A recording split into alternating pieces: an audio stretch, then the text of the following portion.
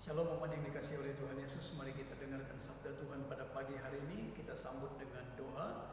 Kembali kami bersyukur kepadamu Tuhan, Bapa yang kami kenal dalam nama Tuhan kami Yesus Kristus. Bapa yang tidak henti-hentinya memberkati setiap kehidupan umat-Mu.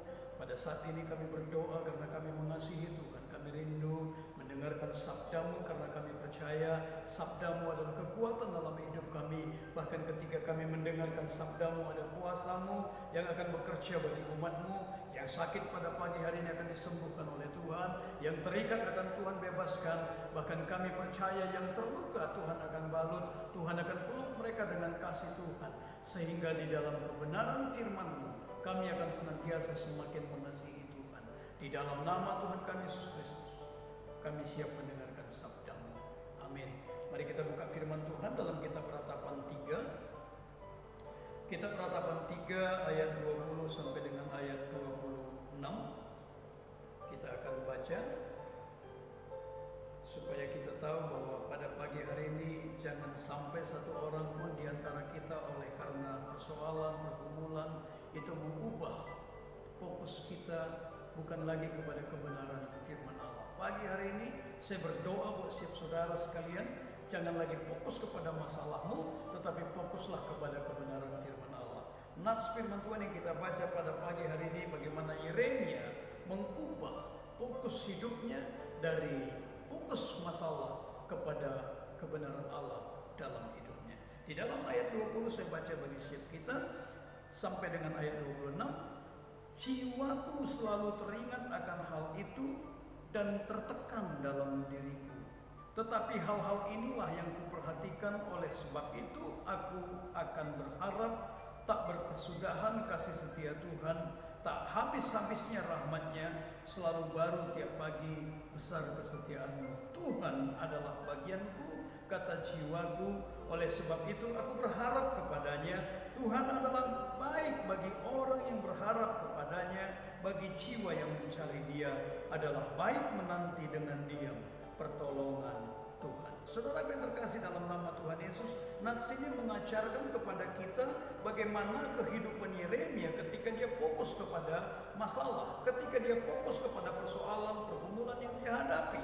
Di ayat 20 tadi dikatakan, jiwaku, kata Yeremia, selalu teringat akan hal itu. Ternyata masalah yang sedang kita hadapi itu bisa mengintimidasi hidup kita, sehingga kita mau tidak mau terus teringat akan masalah itu. Saudara yang terkasih dalam nama Yesus, saudara tahu pada saat itu bangsa Yehuda dan Yeremia yang menjadi bagian dari bangsa itu sedang mengalami masalah pergumulan yang begitu besar, di mana bangsa Yehuda sedang kehilangan kebanggaannya, sedang kehilangan kehormatannya, karena Yerusalem itu kota yang mereka banggakan telah dirampas oleh Raja Babel.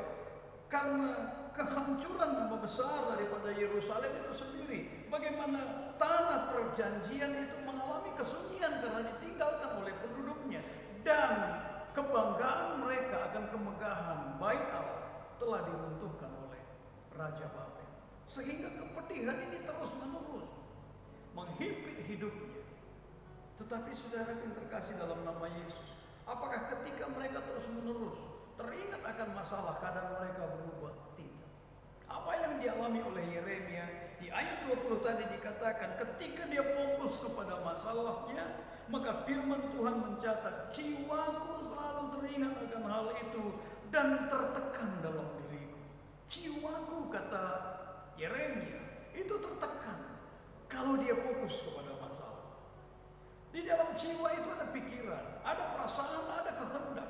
Berarti pikiran, perasaan, kehendaknya itu tertekan, diintimidasi oleh masalah yang sedang dialaminya. Padahal kalaupun dia fokus kepada masalah itu tidak berubah.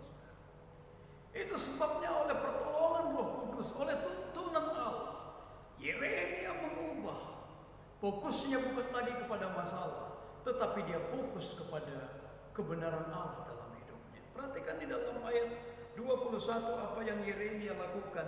Tetapi hal-hal inilah yang kuperhatikan, oleh sebab itu aku akan berharap. Ketika dia mulai mengubah fokusnya dari masalah kepada kebenaran Allah, maka Yeremia harapan. Perhatikan kata-kata di ayat 21, tetapi hal-hal inilah yang kuperhatikan. Dia mulai fokus kepada kebenaran Allah. Dia mulai mengubah hatinya. Dia mulai mengubah jiwanya. Dari masalah dia fokuskan kepada kehendak Allah dalam hidupnya. Maka apa yang terjadi dalam hidupnya, saudara? Dia mengutamakan kebaikan Tuhan dalam hidupnya. Sekalipun dalam persoalan, pergumulan yang sedang dia hadapi.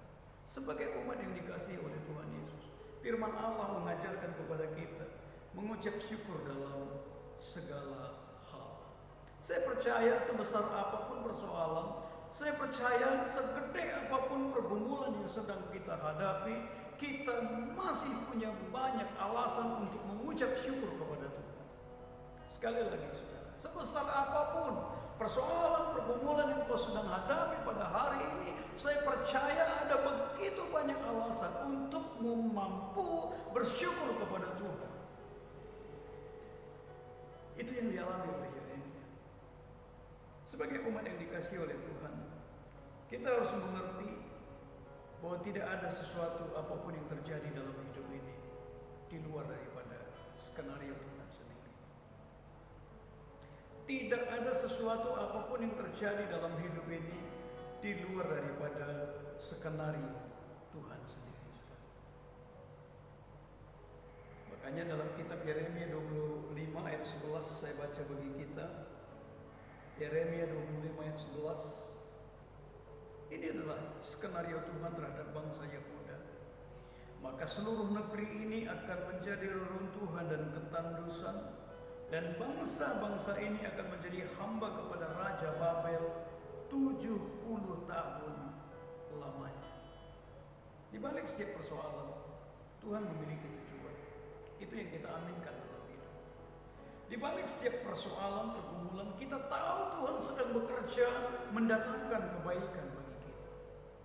Sekali lagi, kenapa kita sebagai umat Tuhan harus selalu fokus kepada kebenaran Allah dalam hidup? Saya selalu berprinsip dalam hidup ini adalah lakukan apa yang menjadi bagian kita, maka saya percaya Tuhan akan lakukan apa yang menjadi bagian. Kerjakan apa yang menjadi bagian kita, selesaikan apa yang menjadi bagian kita. Percayalah Tuhan akan mengerjakan apa yang menjadi bagiannya bagi kita. Saudara mungkin masih ingat ketika beberapa kali saya saksikan ketika Tuhan izinkan ada dua pembengkakan di dalam ginjal kanan saya. Saya nggak pernah fokus kepada masalahnya. Bukan berarti saya tidak mengerjakan apa yang menjadi bagian saya. Saya beberapa kali berobat ke Pineng. Saya terus menerus berdoa kepada Tuhan. Saya terus menerus melakukan apa yang menjadi bagian saya, menjaga kesehatan saya, dan hati saya dilimpahi oleh ucapan syukur sekalipun saya dihadapkan kepada masalah. Sampai pada akhirnya saya melihat karya Tuhan yang besar, kesembuhan terjadi. Saya tidak tahu sembuh karena kuasa Tuhan, saya tidak tahu itu sembuh karena obat-obatan yang dipakai oleh dokter, tetapi yang saya tahu semuanya terjadi oleh karena Tuhan sangat mengasihi saya. Yeremia ketika ubah fokusnya dari masalah kepada kebenaran firman Allah, maka ayat 22 kita baca apa yang dialami oleh Yeremia pada saat itu. Sampai dengan ayat 23, tak berkesudahan kasih setia Tuhan, tak habis-habisnya rahmatnya, selalu baru tiap pagi, besar kesetiaan-Mu. Saudara yang terkasih dalam nama Tuhan Yesus, sebesar apapun persoalan pergumulan yang kita hadapi, Tuhan tidak pernah berhenti melakukan kebaikan dalam hidup ini. Sebesar apapun mungkin menurut logika kita masalah ini sedang terjadi dalam hidup kita, Tuhan tidak pernah berhenti melakukan kebaikan bagi kita. Itu sebabnya di tengah-tengah masalah yang sedang dialami oleh bangsa Yehuda dan Yeremia secara pribadi, dia tetap mampu melihat kepada kebaikan Tuhan.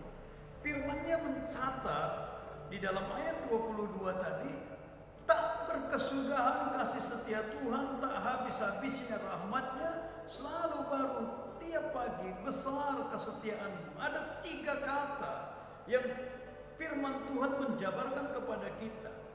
Kasih setia Tuhan, rahmatnya, dan kesetiaannya itu terus-menerus terjadi dalam kehidupan kita.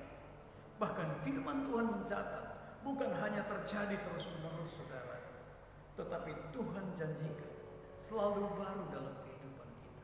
Supaya apa? Supaya anak-anak Tuhan di tengah masalahmu engkau akan terus melihat kepada kemuliaan Tuhan. Di tengah-tengah pergumulanmu engkau akan terus memandang kepada kebesaran Tuhan. Supaya engkau sebagai umat Tuhan mengalami Tuhan sendiri dalam hidupmu. Engkau akan berkata kepada orang lain, Tuhan menyembuhkan hidupku, Tuhan memenuhi kebutuhanku menurut kekayaan dan kemuliaannya, bukan dari kata orang. Kita secara pribadi akan mengalami sendiri kemuliaan Tuhan dalam hidup kita, dan itulah yang Tuhan mau. Supaya apa? Supaya lewat apa yang kita alami bersama dengan Tuhan, kita mampu menceritakannya kepada orang lain, dan itu akan menjadi kesaksian di tengah-tengah kehidupan kita, sehingga Tuhan kita akan dipuji, dimuliakan oleh orang lain melalui pengalaman kita bersama dengan Tuhan. Saudara bisa melihat ketika Yeremia bukan lagi fokus kepada masalahnya, tetapi dia fokus kepada Allah.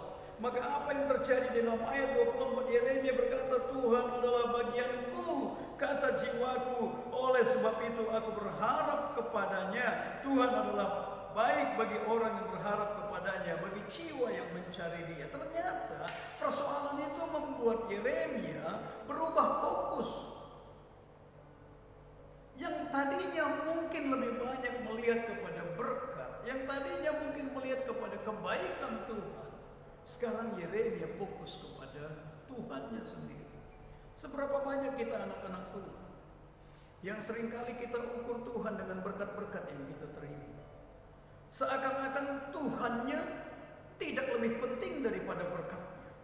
Padahal sesungguhnya kalau kita fokus kepada Tuhan, kita berani berkata seperti apa yang didapatkan oleh Yeremia bersama dengan Tuhan. Tuhan adalah bagianku, kata jiwaku, maka sesungguhnya berkat-berkat Allah itu kesehatan, pemeliharaan Tuhan yang sempurna, memenuhi kebutuhan kita, pemeliharaan terhadap anak-anak kita, itu adalah bonus dari hubungan kita dengan Tuhan.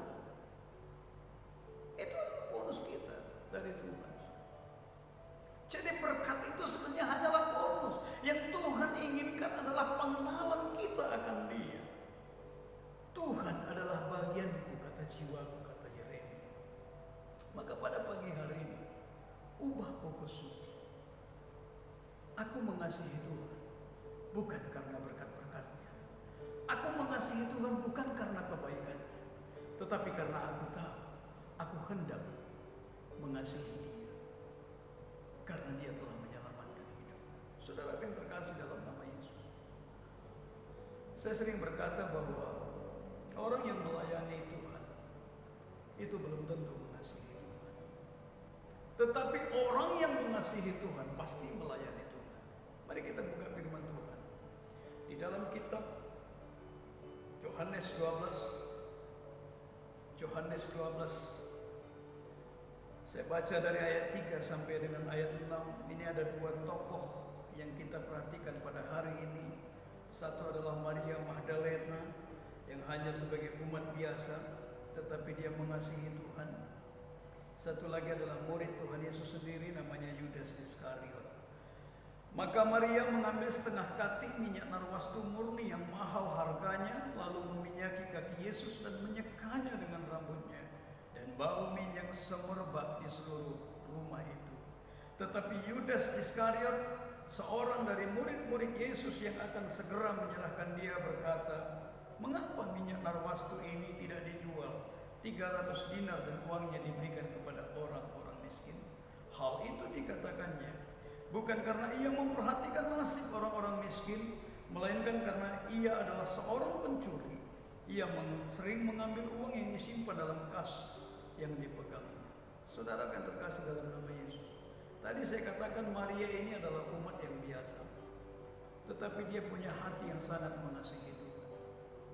Dia datang kepada Yesus, dia berkorban, dia tidak sedang mencari berkat, Dia sedang tidak mencari pencitraan dalam dirinya. Dia tidak sedang mencari puji-pujian dari orang lain. Yang dia tahu dia datang kepada Yesus karena dia mengasihi Tuhan. Itu sebabnya dia berkorban. Dia datang kepada Tuhan.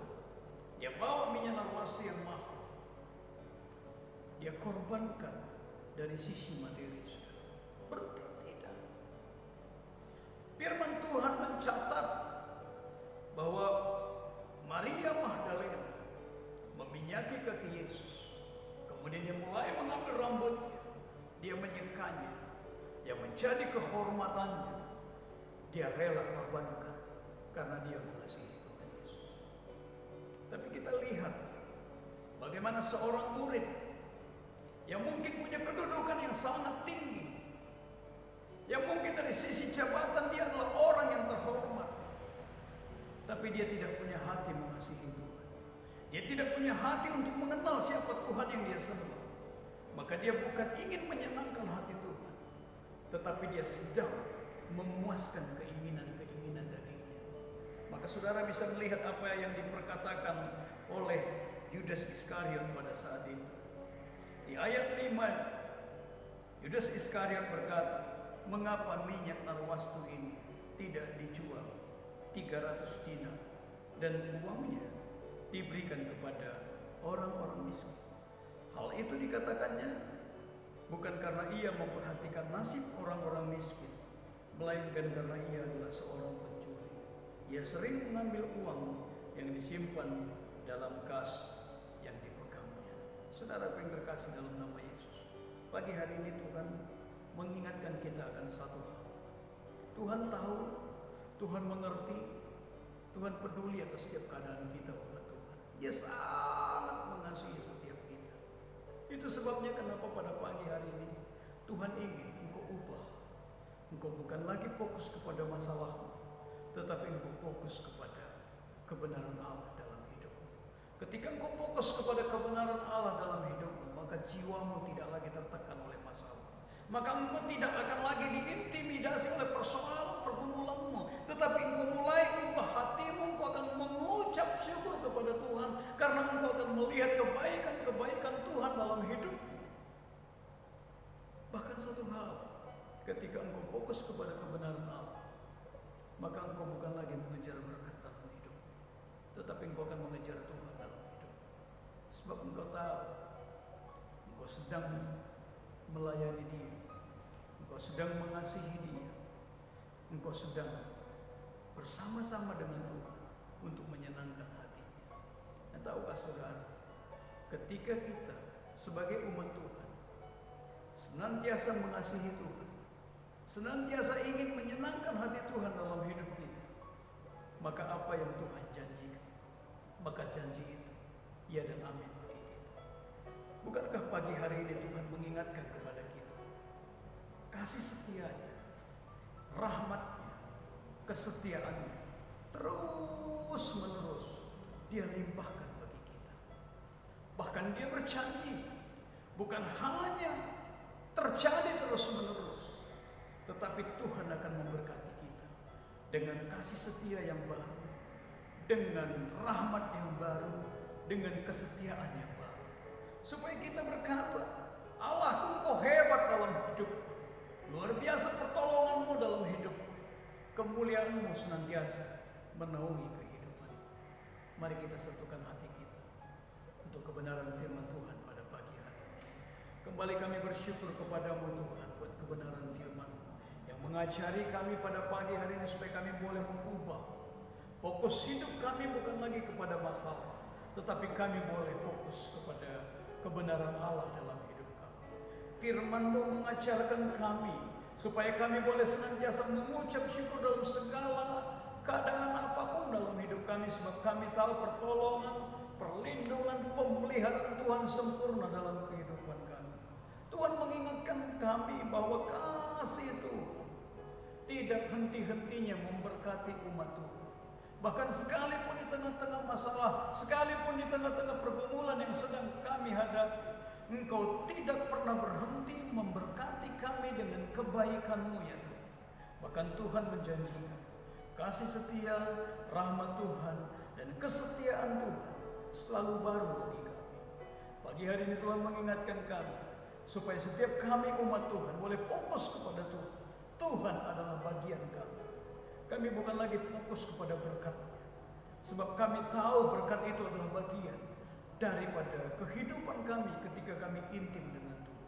Bahwa setiap kami Bapa, semakin hari semakin mengasihi Tuhan. Hamba-Mu berdoa bersih umat-Mu saat ini. Apapun yang menjadi persoalan pergumulan umat-Mu, Engkau Allah yang mengerti keadaan mereka. Jamah, berkati mereka Tuhan, sehingga umat-Mu akan senantiasa tertuju kepada kemuliaan. Di dalam nama Tuhan kami Yesus Kristus, kami mengucap syukur.